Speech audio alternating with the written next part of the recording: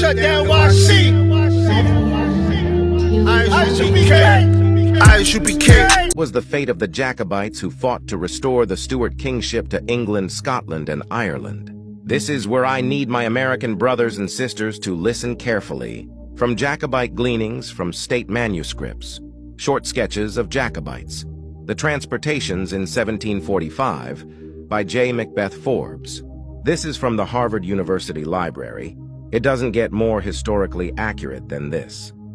Page 48, quote, an exact list and description of 150 rebel prisoners shipped at Liverpool on board the veteran John Rickey, master, for the Leeward Islands, which were taken near Antigua the 28th June last by the diamond privateer, Paul Marsale, commander, and carried into Martinico the 30th June 1747. I could narrate how these people looked myself, but I will let our brother Neophyte Dag on YouTube to do the honors.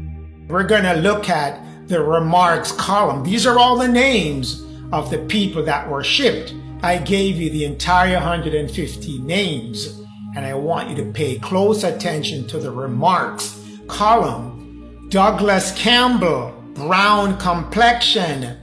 Alex Cadenoch, black ruddy. Douglas Campbell, brown complexion. What does Harvard University, the wealthiest university in the world, have to do with you, me, and other descendants of the Caribbean? Come, let me show you.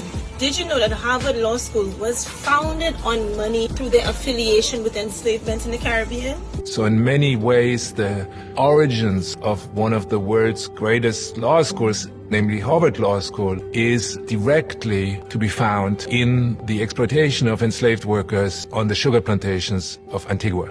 In 2016, Harvard acknowledged that the university gained wealth through plantations enslaving people in Antigua. For some time, Harvard's engagement in this conversation has been very disappointing, but they did something that was new. They hired an incredible team of researchers who found 300 descendants of people who were enslaved by Harvard's affiliation with slavery in Antigua.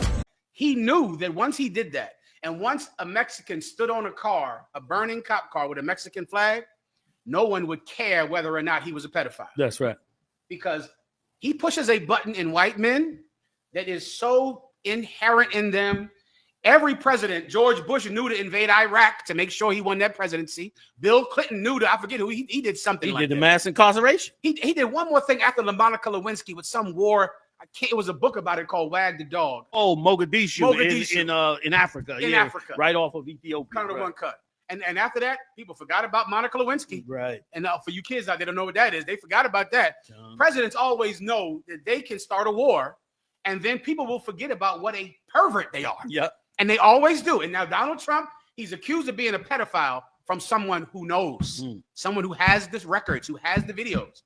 He invades ICE, a Mexican waves a Mexican flag on a burning cop car. God bless America. Yeah. Everybody forgets about being a pedophile, the children, they got molested. They don't even care because white men are so violent. It's their base response. Yes, it is. And now that picture, that Mexican waving that Mexican flag on that cop car, you're going to have to see that in your cereal in the morning. Yes, you are. That picture is going to be plastered to your eyes because it's going to make white men not care whether or not he was on the Epstein list. Or any injustice. Or any injustice. They now have a kill response, like a vengeance response that is, historical. Yeah. It's like a Greek, Roman thing. There's something that they got in them that overpowers them. It's biblical. My first BET Awards, even though I've been here 3 years to get nominated 6 times, 8 times. It's a blessing to get the Gospel Award first because I owe it all to God. Shout out to BET too. I love BET too. Shout out to Kirk Franklin. I ain't gonna lie, I was kind of scared to ask him for a feature on this song because y'all know how I be rapping. But I was like, oh my God, when he said yes, I was so excited. I had this song in the bar for so long. Shout out to Maverick City, Kiara Sherd. Christianity has nothing to do with the Bible.